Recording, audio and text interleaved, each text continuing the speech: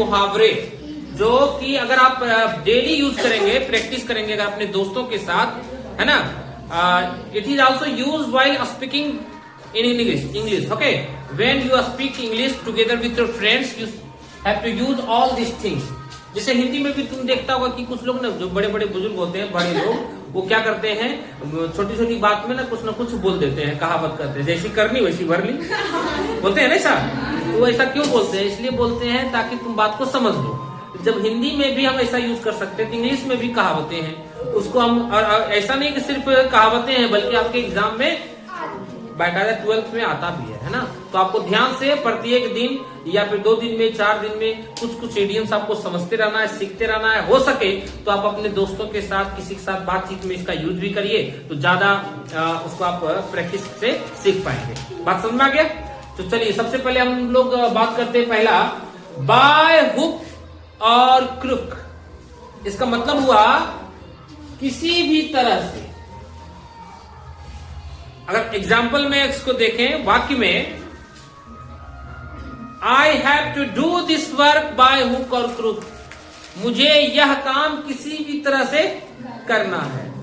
अगर तुमको हम दे दें कुछ याद करने के लिए और बोल दें कि आपको याद करना होगा, किसी न किसी तरह से इसको क्या करना होगा, याद करना होगा, तो you have to remember this lesson by hook और क्रुक, किसी न किसी भी तरीके से।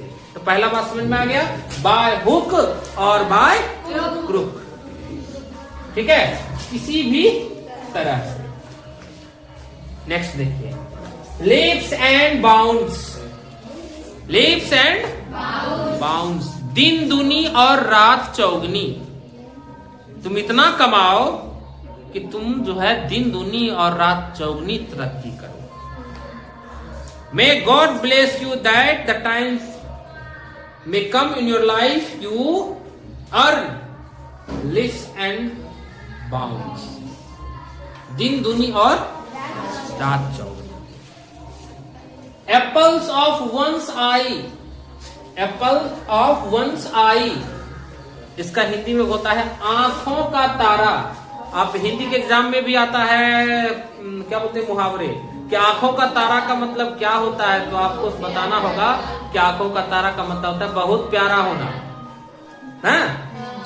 जैसे देखिए, लड़कियां अपने माँ के लिए क्या है, आंखों के तारा है। लड़के क्या कहते हैं हम कि पापा की पड़ी तो मम्मी का मगर, नहीं, पापा की पड़ी या मम्मी का मगरमच्छ।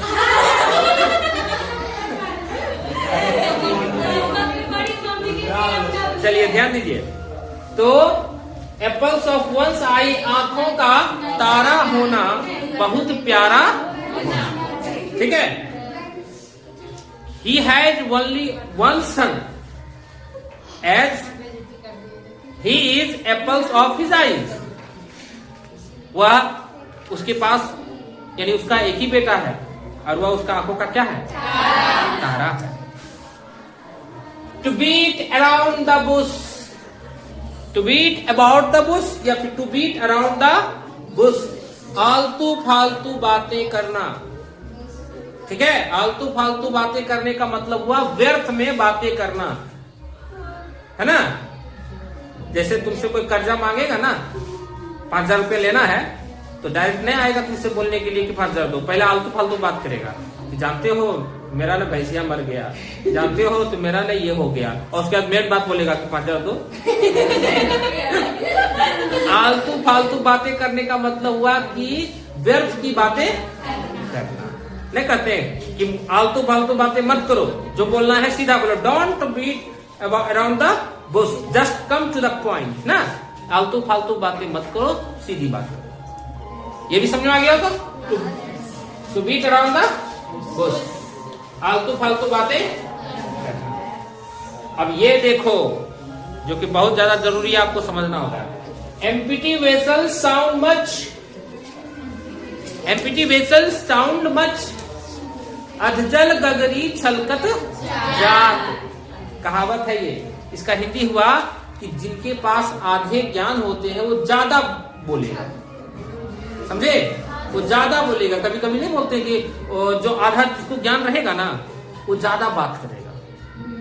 जो जिनको पूर्ण ज्ञान होगा वो शांत होगा। कभी तुम देखना बाल्टी में अगर पानी भरा हुआ है तो तुम आराम से उसको ले जा सकते हो, शांत रहेगा। लेकिन वही अगर आधा भरा रहेगा ना तो ज्यादा उछलते रहेगा। कारण क्या है? कारण इसलिए है कि अधजल गगरी छलकत जार, यानी जिस व्यक्ति के पास, जिसके पास भी आधा ज्ञान होता है वो ज्यादा बोलता है, ज्यादा अपने आप को दिखाता है। जो पूर्ण ज्ञानी है, और ज्ञान कभी पूर्ण होता ही नहीं है बच्चे किसी का। अगर जो कह रहा है ना कि हमको सब कुछ आ गया, इसका मतलब समझ लो अभी सीखना शुरू किया है। समझे? जिसने बोल दिया कि हमको सब कुछ आ गया है, समझ लो कि उसने सीखना भी क्या किया है, शुरू किया है। ठीक है? घमंड ये नहीं, देखो कभी कभी कहते हैं कि घमंड ये भी है कि हमको घमंड नहीं, ये भी एक प्रकार का क्या है, घमंड है। अगर किसी कोई बोले कि हमको घमंड नहीं है, ये भी एक प्रकार का है ना। तो अधजल गगरी छलकत जात, यानी जिनके पास आधा ज्ञान होता है, समझ लो कि हमेशा वो क्या रहता है, छलकते रहता है। तो आप हमेशा इस चीज का यूज कर सकते हैं, है ना। जिसके पास आपको करना होगा, सबके पास करिएगा तो उठा गुजार देगा। क्योंकि देखिए क्या बोला गया, अधजल गगरी छलकत जात। एमपीटी वेसल साउंड, बात समझ आ गया होगा आपको। इसको याद कर लेना है और आपस में इसका प्रयोग भी करना है। क्या बोले? कहां पर? अरे देखो तो, इसको कहते हैं नजर। हम एमपीटी बोल रहे हैं, एक सब को दिनौंदी धरा हुआ है।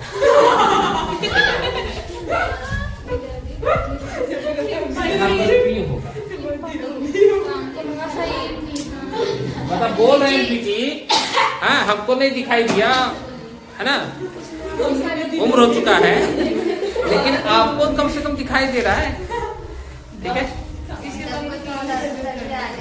चलिए ठीक है ना, रहने देते हैं।